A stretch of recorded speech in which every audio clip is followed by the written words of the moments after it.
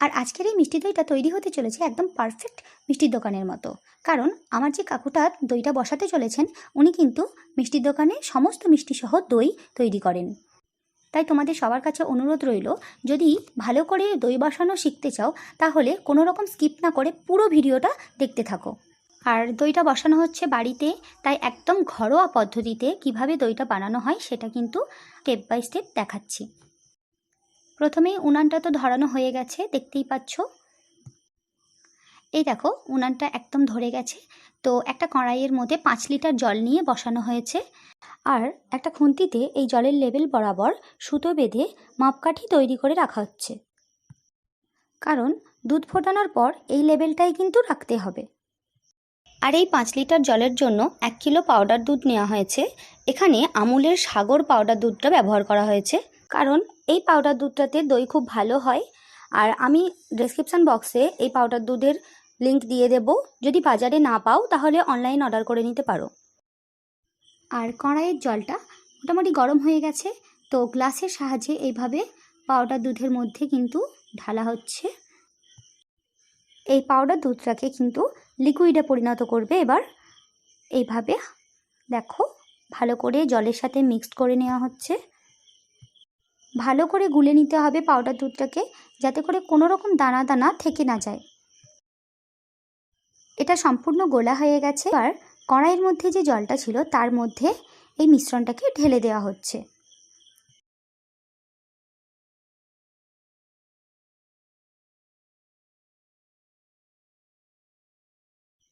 এবার দুধ সহ সমস্ত জলটা যখন ফুটে উঠেছে, তারপর 1 কেজি চিনি এর মধ্যে অ্যাড করা হচ্ছে।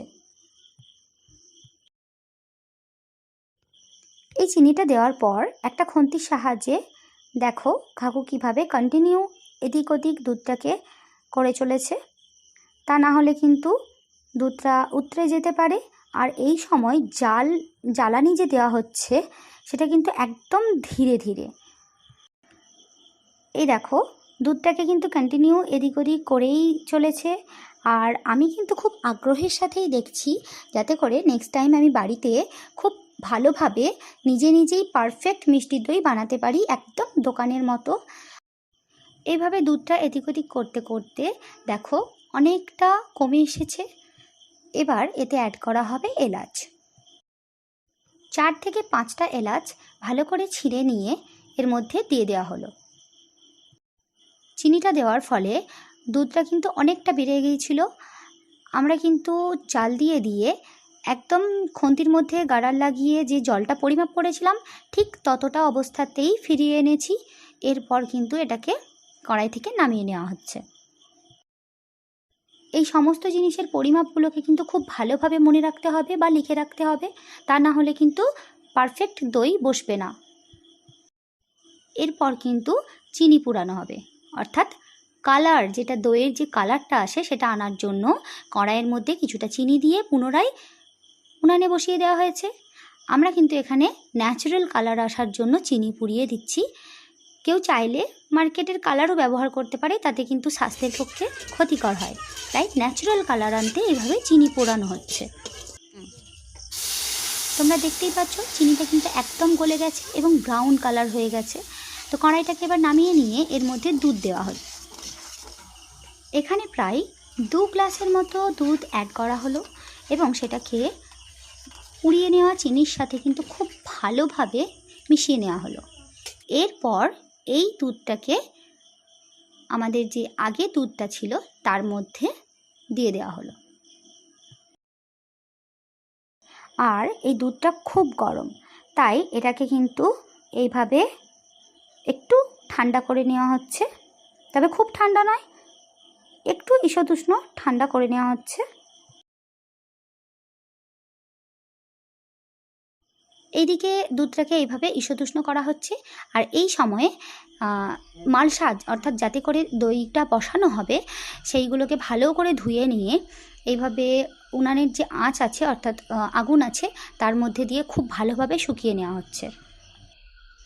আর মালসাগুলোকে খুব ভালোভাবে শুকিয়ে নেওয়ার পর এইগুলোর মধ্যে কিন্তু দম্বল দেওয়া হচ্ছে, অর্থাৎ আগে থেকে তৈরি করে রাখা কিছুটা দই। এটা কাকু বাড়িতেই করেছে, কেউ চাইলে মার্কেট থেকে কিনেও আনতে পারে। এটা মার্কেটে কিনতে পাওয়া যায়, দম্বল বললেই দিয়ে দেবে। তো সেটাকে খুব ভালোভাবে মালসার মধ্যে লাগিয়ে নেওয়া হয়েছে। আর হাফটা দম্বল ভালো করে বাটির মধ্যে ফেটিয়ে নিয়ে দুধের মধ্যে এইভাবে মিশিয়ে দেওয়া হচ্ছে।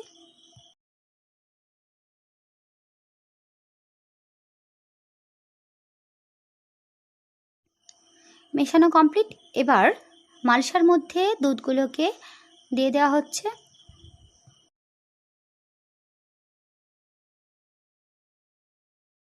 তিনটে মালসার মধ্যে দুধগুলোকে দিয়ে দেওয়া হয়েছে। এবার মেঝের মধ্যে কিন্তু চট পেতে নেওয়া হয়েছে, তার ওপর মালসাগুলো বসানো হয়েছে এবং মালসার ওপরে দেখো নারকেল পাতার যে কাঠিগুলো হয়, অর্থাৎ যে ঝাঁটা কাঠি বলে যেগুলোকে, সেই পরিষ্কার ঝাঁটা কাঠি নিয়ে কিন্তু এর ওপরে এইভাবে দিয়ে দেওয়া হয়েছে। এরপর দেওয়া হচ্ছে পেপার, অর্থাৎ এবার ভালোভাবে বোঝা যাচ্ছে যে কাঠিগুলো কেন দেওয়া হলো, অর্থাৎ পেপারটা যাতে ওই দুধের মধ্যে না ঠেকে যায় সেই জন্য এই কাঠিগুলোকে দেওয়া হলো। এই পেপারটা দেওয়ার পর এর মধ্যে কিন্তু বেড কভার চাপিয়ে দেওয়া হচ্ছে। গ্রীষ্ম হোক বা বর্ষা হোক বা শীত হোক, সবসময় দই বসানোর সময় দইয়ের ভাঁড়গুলোকে কিন্তু, অর্থাৎ মালসাগুলোকে কিন্তু গরমের মধ্যে রাখতে হবে, অর্থাৎ ওপরে মোটা কিছু চাপা দিতে হবে, তবেই সুন্দরভাবে দইটা বসবে। আমরা এখানে কিন্তু 3টে বেডশিট ব্যবহার করেছি, খুব মোটা মোটা। আর কেউ চাইলে এই একটা বেডশিটের ওপরে কিন্তু চট যদি থাকে, অর্থাৎ থলে যেটা বলে, সেটা যদি থাকে সেটাও চাপাতে পারি, অথবা কম্বল থাকলে তো আরও ভালো হয়। এরপর অপেক্ষা 10 থেকে 12 ঘন্টা, অর্থাৎ আগের দিন আমরা রাত্রে বসিয়েছিলাম, পরের দিন সকালে এইগুলোকে খুলে দেখব। এরপর সকালে আমরা এক এক করে বেডশিটগুলোকে খুলছি। দেখো,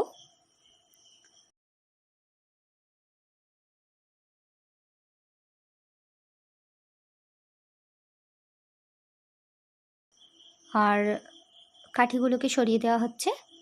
দেখো, তোমরা নিজেরাই দেখতে পাচ্ছ নিশ্চয়ই দইটা কত সুন্দরভাবে বসেছে, একদম পারফেক্ট মিষ্টির দোকানের মতো।